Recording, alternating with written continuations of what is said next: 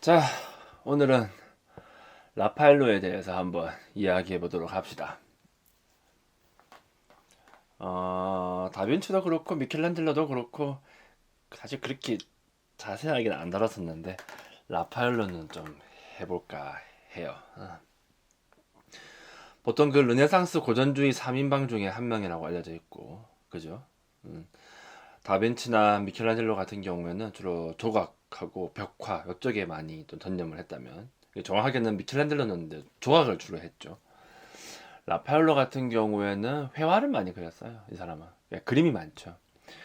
그래서 보통 우리가 이 세 명을 얘기하게 되면은 와 다빈치가 최고 뭐 이렇게 생각하는 경우가 많고, 그런데 사실 서양의 미술사에서 이제 훗날에 그림을 그리는 화가들 입장에서는 거의 모범이 되는 사람이 라파엘로라고 봐도 무방합니다. 뭐 다빈치, 미켈란젤로 다 중요는 하겠지만 결국 그림 많이 그리는 사람이 라파엘로이기 때문에 그 사람을 거의 뭐 모범으로 삼게 되죠. 음. 어느 정도냐면요.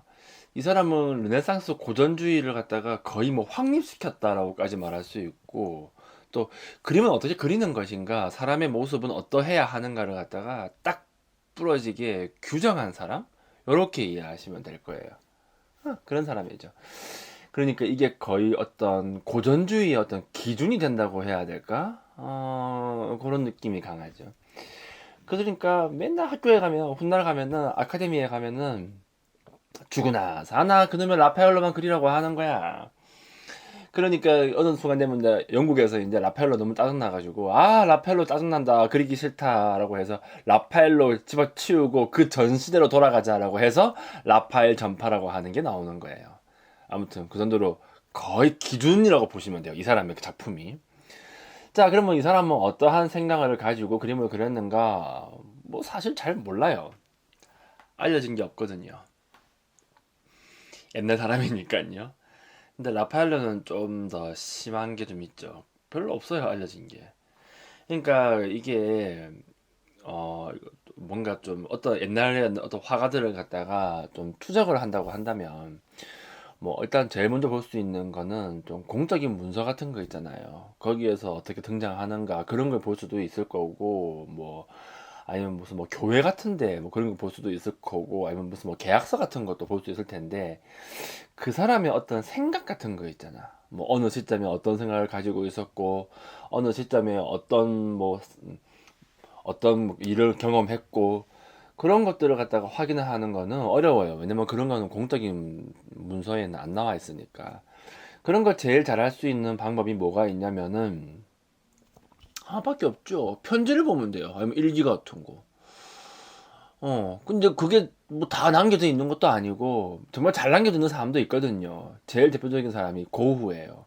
고흐에는 동생한테 편지를 너무 많이 써가지고 남아있고, 들라크루아 이런 사람도 편지가 있고, 아니면 정말 가까이 있는 누군가가 그 전기를 하나 써주는 경우도 있거든요. 밀레 같은 경우는 그런 케이스고. 그런데 이거는 뭐 너무 옛날이니까 뭐 그런 게 없죠. 그래서 이제 자세하게 알기는 좀 어렵다. 그런 거를 이제 우리 감안을 해야 돼요. 자, 그럼에도 불구하고 이제 알려진 걸 한번 이야기를 해보자면, 라파엘로가 생각하는 아름다움에 대한 어떤 또 기준이 있을 거 아니에요. 그죠? 우리가 앞서 다빈치가 생각하는 아름다움과 미켈란젤로가 생각하는 아름다움에 대해서는 이야기를 했어요. 그 앞에 영상 보시면 되고, 다빈치 같은 경우에는 이제 현실을 그대로 옮겨서 담아낼 수 있는 기법, 그게 아름다움이다라고 얘기했어요. 그러니까 어떤 테크닉 같은 거, 기법 같은 거, 예를 들면 뭐 원근법 같은 거 있잖아요. 그런 걸 발견할 수 있는 자가 천재이고, 그걸 그 자체가, 그 기법 자체가 아름답다라고 보는 거죠. 반면에 미켈란젤로 같은 경우는 눈의 판단이라고 하는 이야기를 하게 되고요. 자, 그러면 라파엘로는 뭐라고 얘기했느냐? 이 사람은 이렇게 얘기합니다. 아름다움이란 무엇이냐? 정상. 자, 아름다움은 무엇이다? 정상이래요. 뭔 소리야? 말 그대로 그냥 정상. 우리가 흔히 얘기하는 그 정상적이다라고 말하는 그 있잖아요. 그 정상을 얘기하는 건데, 이 정상이라는 말의 어떤 사전적 정의가 뭘까? 한번 볼까요?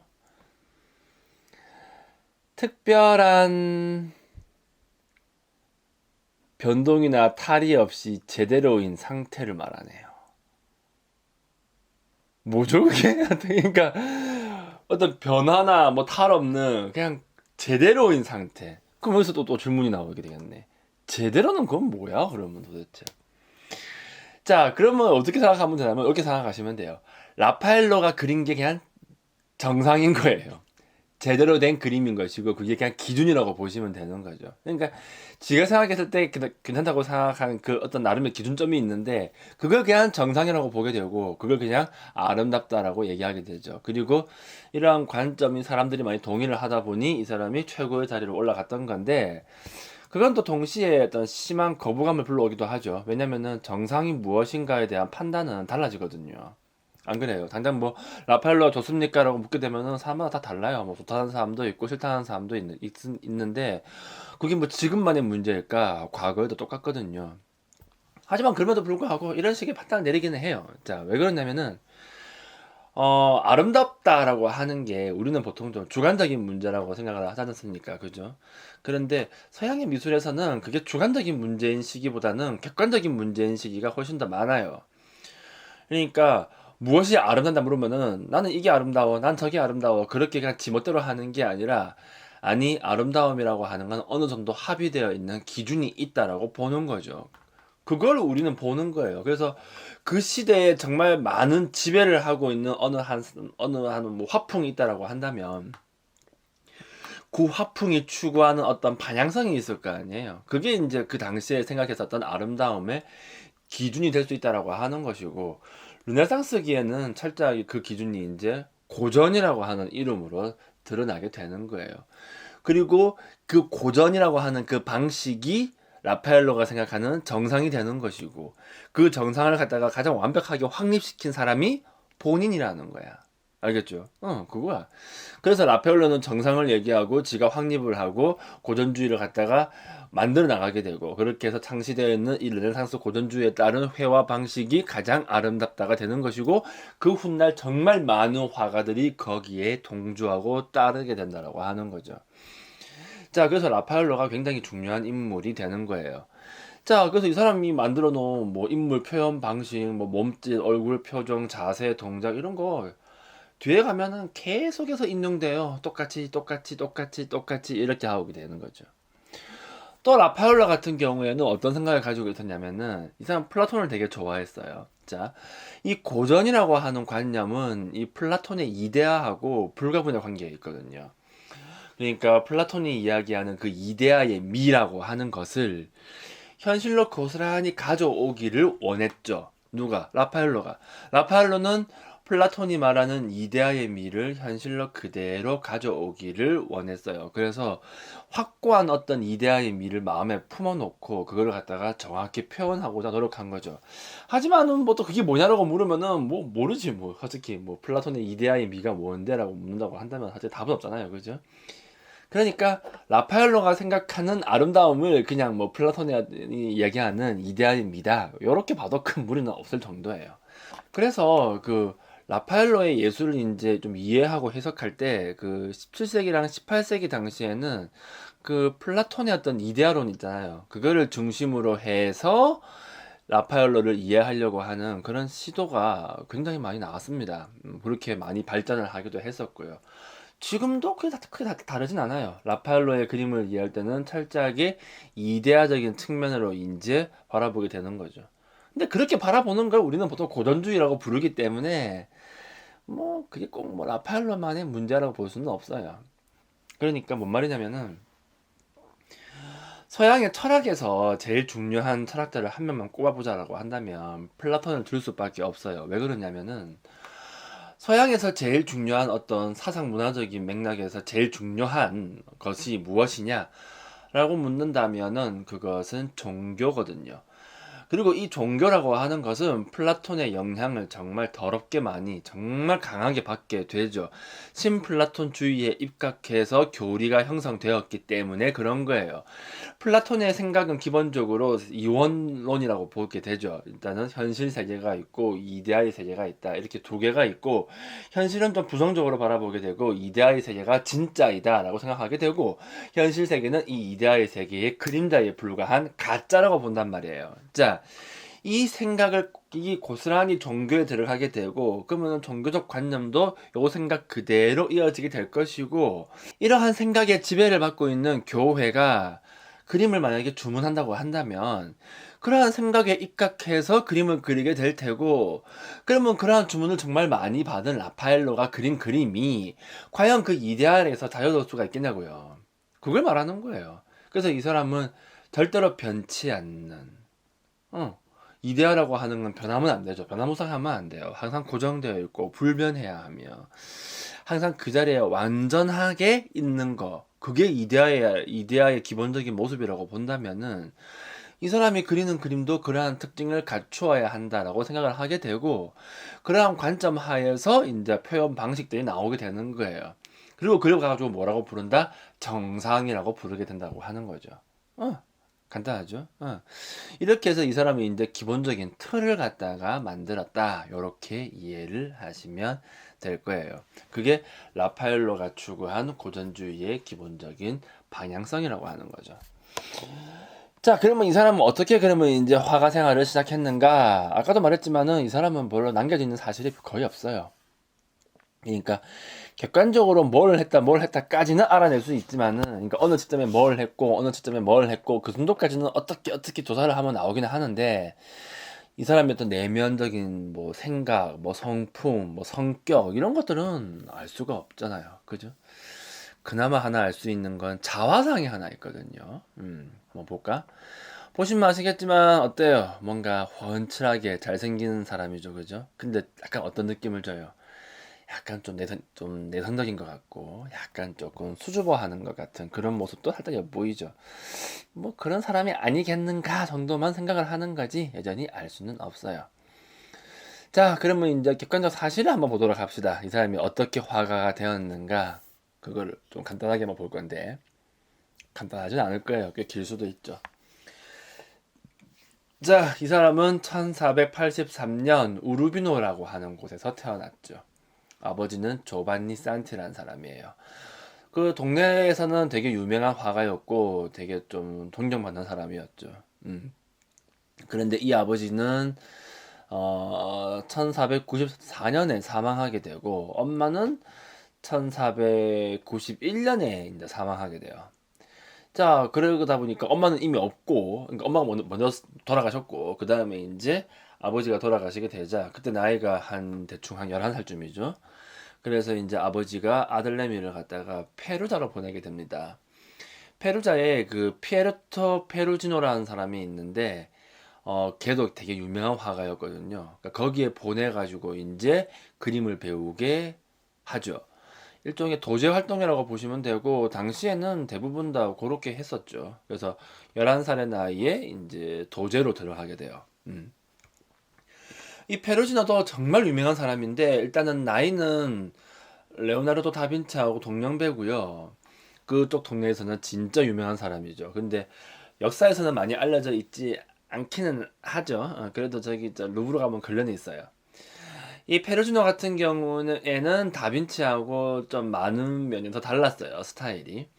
다빈치 같은 경우에는 새로운 기법, 그러니까 이 현실을 갖다가 고스란히 화폭에다가 옮길 수 있는 가장 완벽한 기법, 그거를 창안하는 데 관심을 가졌다라고 한다면, 페르주노 같은 경우에는 그렇게 하지 않아요. 그냥 당시간 교회가 요구하는 걸 갖다가 충실하게 따르게 되죠. 교회가 이제 정교화를 이제 주문하게 되면은 그냥 그때 맞춰가는 거예요. 당대 취향이 있을 거고, 그죠? 정신적인 요구, 영적인 부분, 뭐 관조, 조화, 뭐 균형, 이 모든 것에서 이제 오는 어떤 분위기, 영적인 분위기 이런 것들을 갖다가 잘 표현하게 되죠. 그래서 당시에 다빈치보다는 페루지노가 돈을 훨씬 더 많이 벌었어요. 그럴 수밖에 없겠죠. 그런 그림을 그려줬으니까. 그러니까 역사적으로는 다빈치가 훨씬 유명하긴 하지만 그래도 당시에 페루지노가 훨씬 더 많은 그림을 그렸다라고 이해하시면 되고, 여기에서 이제 그림을 배웠으니, 그리고 또 도제 작품이다 보니 초창기에는 그 페루지노의 영향력이 굉장히 좀 짙게 배어 나오게 되죠. 그 실제로 보면은 거의 좀 비슷하다라고 하는 걸 느낄 수가 있어요. 그러니까 페루지노의 작품 하나하고 라파엘로의 초기 작품을 보게 되면은 진짜 거의 비슷하다는 느낌을 받게 돼요.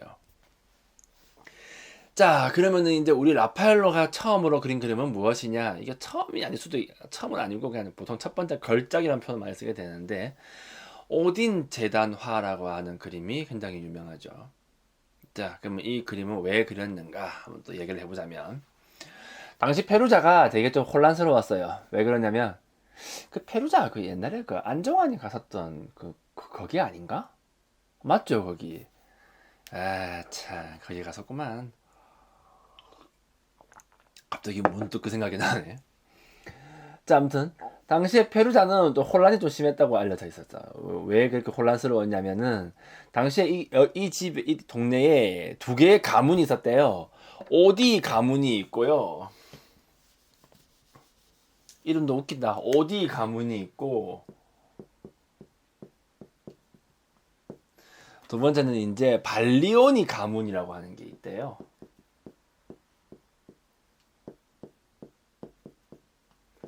당연히 사이가 안 좋겠죠. 그래가지고 이제 페루자에 어떤 지배권을 놓고 엄청나게 이제 반목했다. 그러니까 자연스럽게 이제 전투가 많이 일어났겠죠. 싸움 같은 거 말이죠. 그러니까 좋게 말하면 싸움인 것인데, 그 싸움이 그냥 뭐 주먹 다짐이 아니라 진짜 이제 상대방 집안 사람을 죽이는 게 목적인 그런 싸움이니까요. 그래가지고 정말 많은 사람들이 죽어나가게 되고, 그 사람들이 이제 주로 묻혔던 곳이 프란체스코 수도회 성당에 이제 묻혔다라고 알려져 있어요. 그래가지고 그렇게 자꾸 죽어나가다가 1504년에 이 발리오니 가문에서 가족 예배당에 이제 제단화로 쓰려고 그림을 하나 주문하게 되거든요. 그게 오딘 제단화예요. 자, 그림을 한번 봅시다. 자, 그림을 한번 보자고 한다면, 이 작품 같은 경우에는 성모 그 몽소승천을 갖다가 좀 묘사한 장면이에요. 그리고 하늘에 올라가서 이제 마리아가 대관식 하는 것도 그려놓은 거죠. 그림을 보시면 아시겠지만 이 양 두 개로 딱 갈려져 있죠. 상단이 있고 하단이 있고, 예, 이런 식으로 되어 있는데, 라파엘로의 꽤나 많은 그림들이 이 스타일로 그려집니다. 상단 하단을 나누는 거예요. 왜 이렇게 그림을 그리겠어요? 간단해요. 아까 말했잖아. 플라톤의 영향을 많이 느껴준다고. 그게 밑도 끝도 없이 그런 말을 하는 게 아니라 진짜 그런 생각이 많이 엿보여요. 플라톤 같은 경우는 한 번 더 이데아의 세계가 있고 현실 세계가 있다고 이렇게 두 개를 나눈다고 했잖아요. 이 생각이 그대로 종교로 이어지는 거예요. 현실은 똑같고 위에 뭐가 있고 뭐 천국이나 이러한 어떤 이데아의 세계와 비슷할 수 있는 그런 세계가 또 있겠죠. 중요한 거는 세계가 이원화된다라고 하는 것이고, 위에 있는 세계가 진짜고 밑에 있는 현실 세계는 볼 거 없다는 거예요.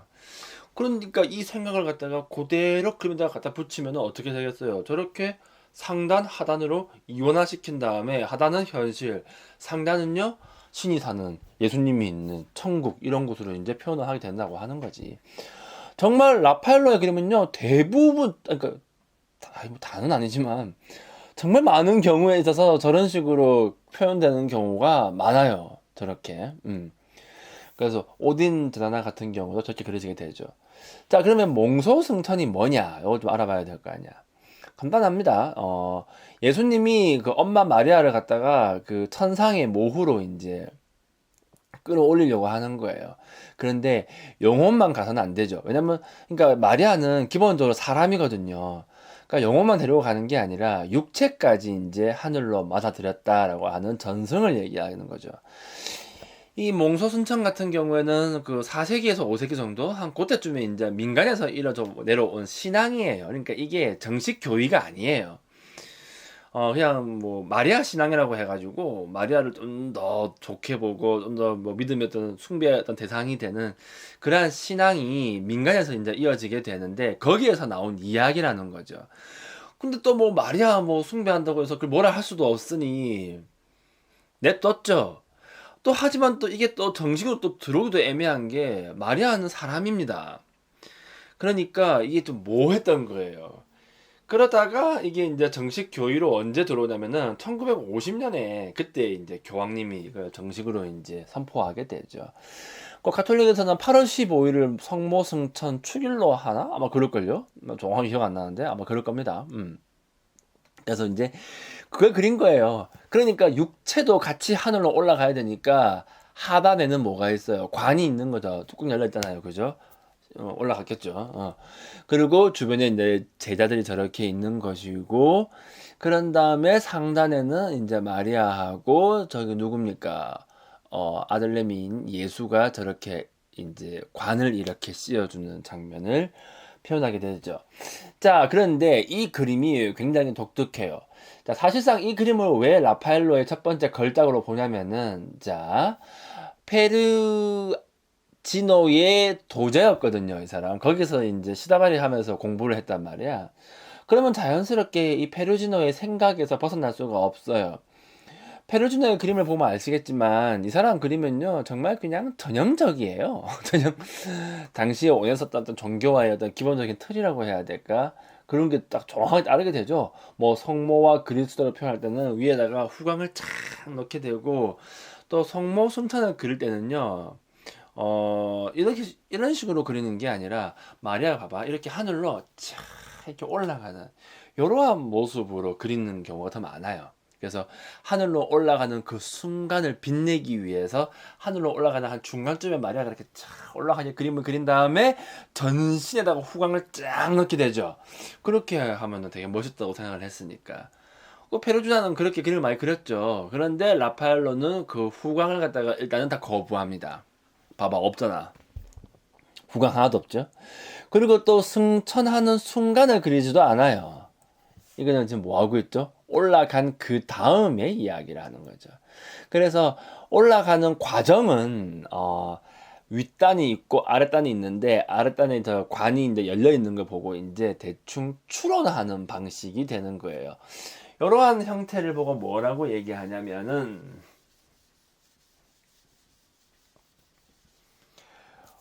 보이지 않는 보임이라고 해요.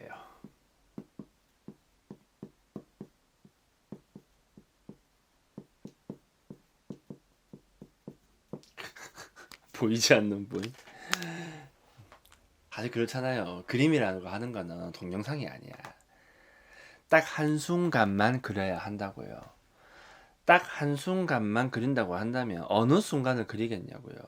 성모승천에서 가장 이 이야기에서 이 성모승천 이야기에서 가장 극적인 순간이 언제겠냐고요. 올라가는 순간일 수밖에 없겠죠. 그렇죠? 그러니까 그 순간을 선택하는 건데 라파엘로는 그렇게 하지 않아요. 봐봐요. 하단에다가 관뚜껑을 열어놔요. 그리고 전부 다 위를 보게 해놓고 있죠. 주변 사람들이.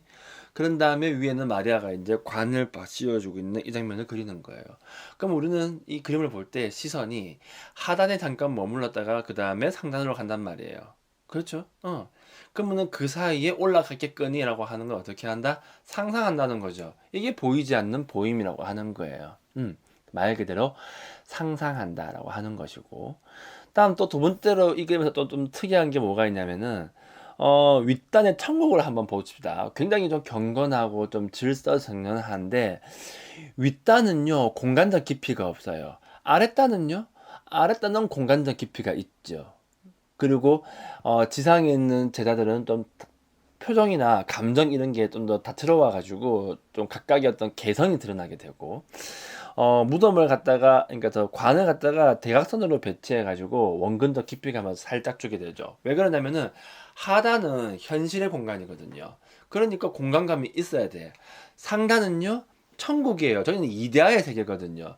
거기에는 현실과 유사한 형태의 공간감 같은 거를 줄 필요가 없어요. 그러니까 그런 거 안 하죠.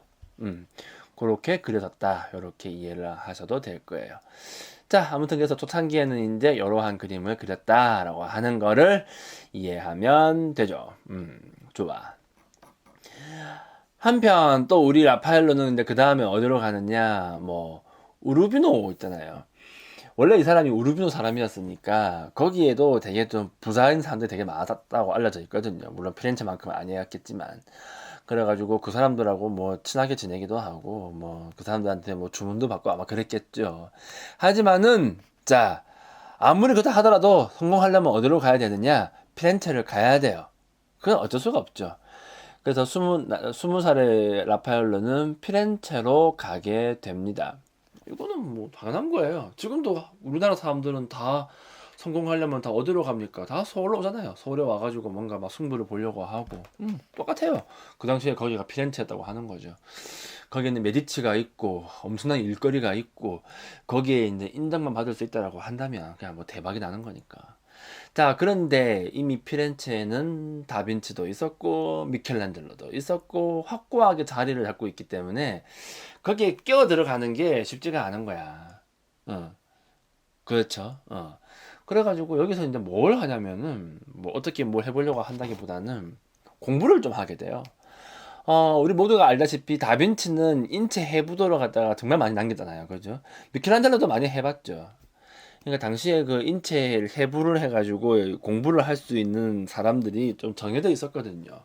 그러니까 왜 그 영화 같은 거 보면은 뭐 그런 거 있잖아. 어느 막 예술가가 막 사람을 더 이해하고 싶어가지고 무덤을 막 파가지고 막 시체를 몰래 빼돌려가지고 막 해부를 한다. 뭐 그런 이야기 한번 좀 내가 이거 어디서 봤지? 아무튼 이제 그런 식의 이야기가 있는데 그렇게 몰래 할 필요는 없고요.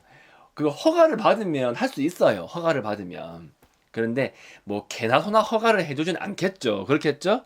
그러니까 허가 못 받는 사람들은 이제 그런 짓거리를 할 수도 있겠죠. 근데 허가 안 받고 하면은 죄가 큽니다. 허가 받고 하면은 이제 엄격한 규칙 하에서 이제 하면 되거든요. 자, 그러면 라팔로는 어떻게 했을까? 얘는 뭐 시체 안 해요. 왜? 할 필요가 없다고 생각했죠. 왜? 다빈치랑 미켈란젤로가 연구 다 해놨는데 뭐 하려고 해? 그래서 이 두 거장이 만들어 놓은 신체 언어를 갖다가 배우기 위해서 시체를 팔 게 아니라 어떻게 한다? 그냥 이 두 사람의 작품을 모사하면 된다라고 생각을 하게 되죠. 그때 이제 그리게 되는 작품이 무엇이냐? 발리오니 재단화예요. 자, 요겁니다. 많이 봤죠, 이거는? 요것도 똑같아요. 자, 앞에 있었던 그 오딘 드나하고 똑같이 그 페루자에 있었던 그 성 프란체스코 성당을 놓으려고 그려진 그림이에요. 그럼 이거는 발리오니 재단화니까 이거는 그러면 둘 중에서 어느 지었구나. 발리오니 집안에서 이제 주문을 했겠죠. 그죠? 그런 거예요, 이게. 근데 뭐 발리오니 집안에서 그림을 되게 많이 주문한다. 그죠? 어, 왜 주문을 했냐면은 또 오디 가문하고 싸움하다가 그 집의 장남인가 아마 그럴 거야. 잘 모르겠는데 아무튼 그 집 아들이야. 그리포네란 애가 이제 죽게 돼요. 근데 엄마 품에서 이제 죽게 되죠. 그러니까 엄마랑 어디 가다가 습격받아가지고 죽은 것 같아요.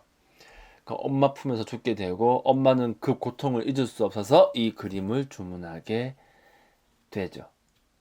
자, 그림의 주제를 한번 봅시다. 뭐예요? 그리스도의 매장이죠. 그죠?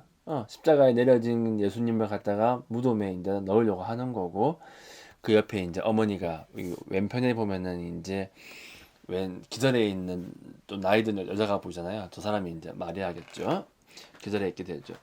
자, 라파엘로 같은 경우에는, 자, 그 그리폰의 어머니의 그 인상을 갖다가 좀 가지고 있었나 봐요. 그러니까 봤을 거 아니에요. 그 엄마의 모습을. 그 엄마의 모습에 그 얼굴에 담겨 있는 어떤 그 슬픔이라고 해야 될까? 그런 걸 갖다가 좀 눈여겨본 것 같아요. 그래서 당신이 가지고 있는 그 당시의 느낌과 당신이 느꼈던 그 슬픔과 고통을 갖다가 그림 속에다가 고스란히 담아내겠다라는 생각으로 그린 작품이 발리온의 제다나. 이렇게 이해를 하시면 돼요. 정말 잘 그렸죠. 그죠? 그런데 이 작품 같은 경우에는요, 그 페루지노의 그림을 하고 약간 또 유사한 면도 있기는 해요. 전체적인 뭐 구도나 이런 것들이 정말 유사하죠. 그래서 아직까지는 약간 영향력 아래에 있다. 이렇게 보셔도 되고요. 자, 그 다음 볼 작품은 무엇이냐? 발다키노의 성모라고 하는 그림이에요. 자, 요거는 1506년에서 1508년 사이에 이제 만들어진 걸로 보입니다. 꽤 오랫동안 그렸네요. 이거는 이제 그 피렌체에 있는 산토 스피리토 교회, 산토 스피리토 교회 이렇게 읽어야 되나 이거? 에 있는 역시 가족 예배당을 위해서 주문한 작품이에요. 가족 예배당이 되게 많죠. 아니, 그럴 수밖에 없죠. 여러분이 당시에 돈 많고 좀 귀족이라고 해봐요. 뭐 다 같이 모여서 예배할 수 있는 공간이 좋겠어요? 아니면 우리 집 식구만을 위한 예배할 수 있는 공간이 좋겠어요? 돈 있고 할 수만 있다라고 한다면 우리 집 식구만을 위한 예배당을 하나 만들고 싶지 않겠어요? 그렇겠죠. 나도 그렇게 하겠다. 그러니까 예배당 하나 만들어 놓고 거기다가 이제 좀 멋지게 꾸밀 수 있는 뭐 그림이나 이런 것 갖다가 세팅해 놓으면 이제 집안 사람들만 이용할 수 있으니까 또 그런 게 또 우리 가문의 어떤 위세를 좀 올리는 데도 되게 도움이 많이 되기도 하고. 아,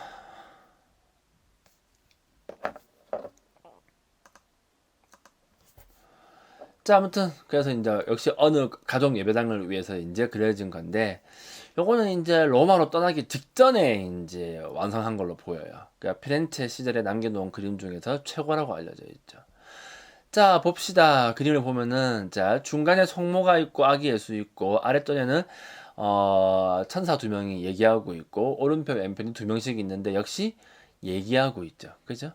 이 작품 같은 경우에는 서로 간에 어떤 좀 뭔가 좀 활발한 어떤 소통하는 모습? 그런 게 좀 잘 드러나 있지만은, 어떤 내적인 부분이 잘 표현되어 있지는 않고, 뭐, 아무튼 뭐, 그러합니다. 그러니까 이런 것도 하나 그렸고. 또 피렌체에 있던 시절에 그린 그림 중에서 요것도 되게 유명해요. 요거는 성녀 카타리나라고 하는 거죠. 보통 사람들이 그 마리아 그림으로 많이 오해를 많이 하던데 이 마리아 아닙니다.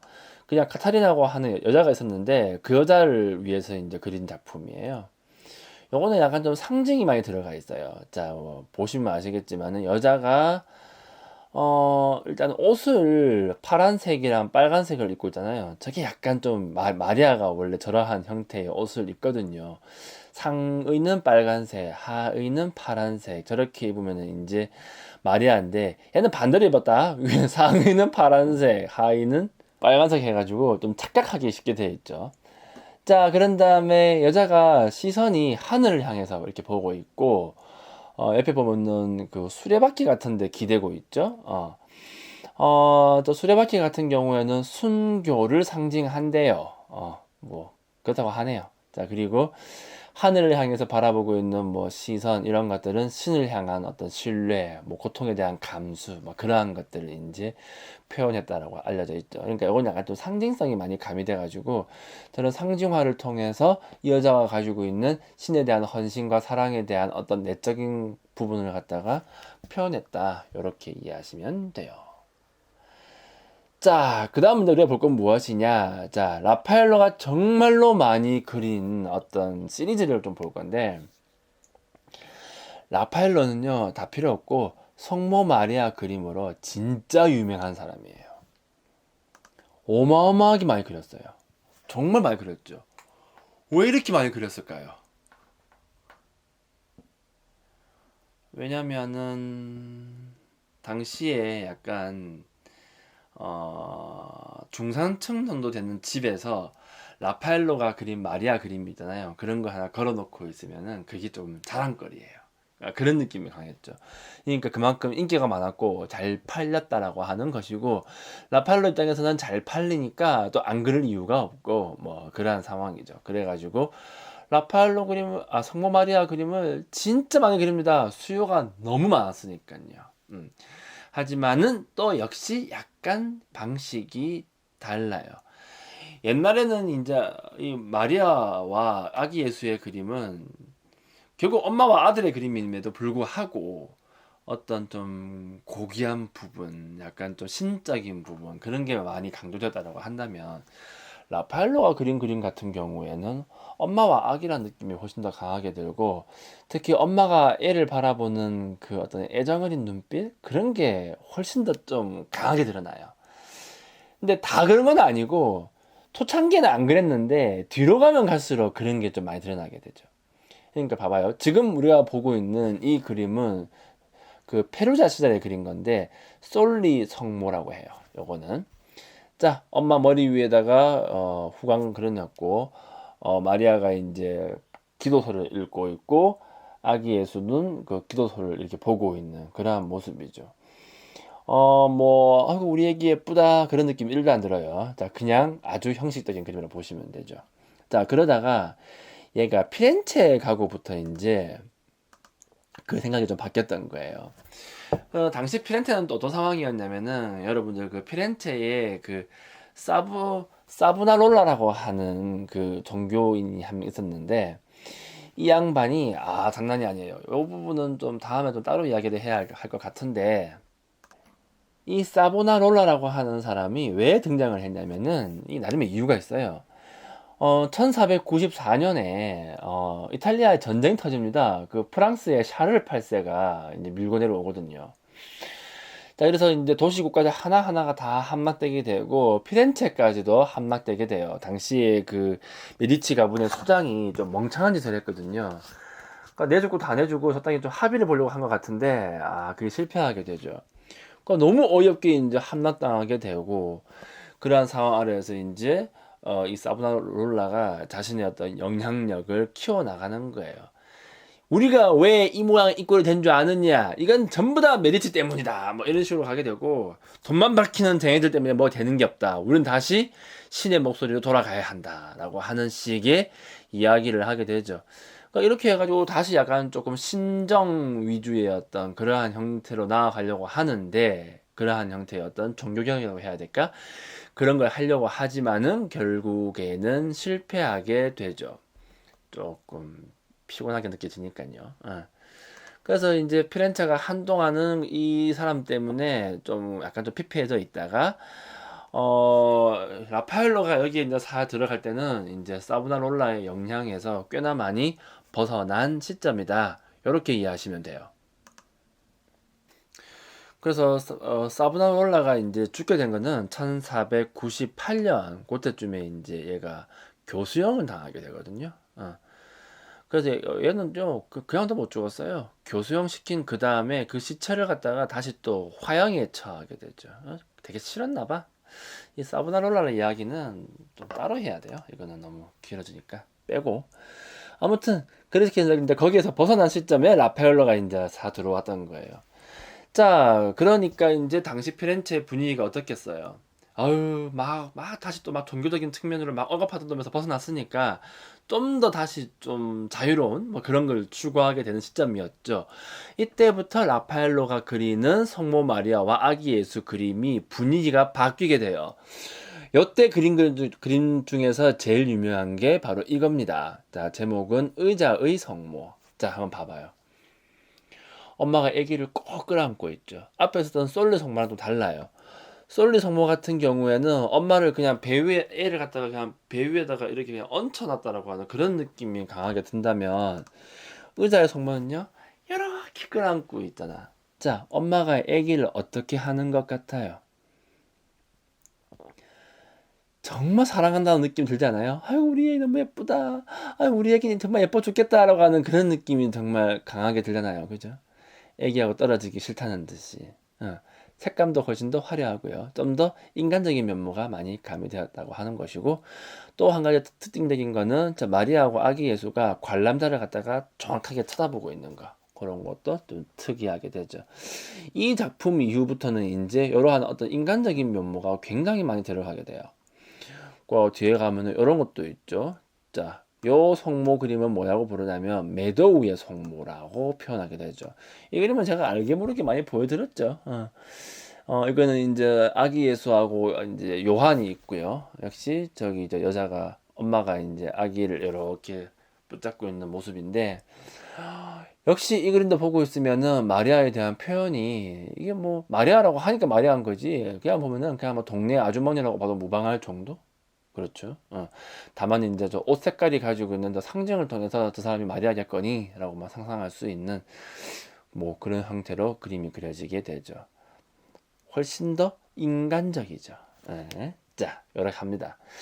자, 이렇게 해서 이제 피렌체에서 되게 유명해지고 있고 나와바리를 확 확고하고 있던 그 시점에 1508년에 얘가 이제 로마로 갑니다. 왜 가냐면은 교황 바티칸의 궁정화가로 임명되거든요. 그러니까 교황 전용 궁정화가가 돼요. 이때 이 사람 나이가 25이에요. 맞나? 맞을 거예요, 아마. 25에 거기까지 올라가. 이 사람은 정말 오래 살았으면 어디까지 갔을까 참 궁금하긴 하다. 자, 그래서 이제 애가 로마로 가게 되고 이때쯤부터가 이제 로마를 중심으로 하는 르네상스의 전성기가 되거든요. 르네상스는 좀 시기를 나눠서 봐야 돼요. 정기가 있고 성기가 있게 되는데 이 성기 부분의 중심이 되는 도시는 로마이고 그 당시에 로마에서 주로 많이 사용했었던 그림 양식은요. 장대 양식이라고 불러요. 뭐 장대한 양식이라도 하고요.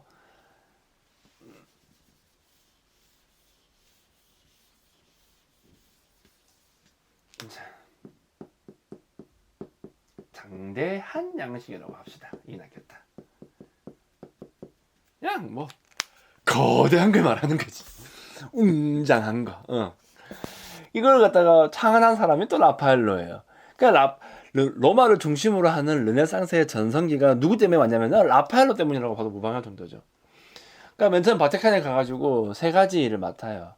첫 번째는 이제 맡은 게 아니고 이제 만나게 되는 건데 첫 번째는 이제 엄청나게 큰 건물에다가 프레스코화를 그려라. 요거 하나 하고 그 다음에 교황청에 가보니까 분위기가 너무 지적인 거야. 아니 그렇잖아요. 교황청이라고 하는 곳이 조용하고 차분하고 뭔가 성스러운 느낌도 좀 들면서 좀 지적인, 좀 더 이성적인 그런 부분도 좀 많이 드러나기도 하고 그런 풍토를 얘가 만나게 되죠. 괜찮은데? 와, 이런 느낌인가? 이렇게 빠지게 되고 세 번째는 이제 당시 교황인 율리우스 2세가 얘를 적극적으로 후원을 하게 됩니다. 그래서 가자마자 제일 처음 한 일이 뭐냐면은 율리우스 2세 방을 갖다가 꾸미는 일이에요. 그거죠. 여러분들 교황청 가보신 분들은 아마 아실 텐데, 아테네 학당에 있는 그 방 가보신 적 있죠?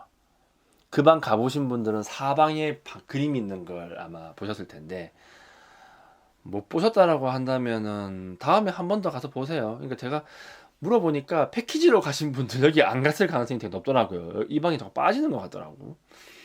근데 직접 가서 보시면 그 방이 대박이죠. 거기에 아테네 학당이 있는데, 근데 거기가 지금은 이제 서명의 방이라고 불려주고 있는데 당시에는 그러니까 율리우스 2세 방이었대요. 그러니까 그 방 사방에다가 이제 그림을 그리게 된다고 하는 거죠. 자, 첫 번째 그림. 요거는 이제 성체 논쟁을 하고 있는 그림을 그린 거예요.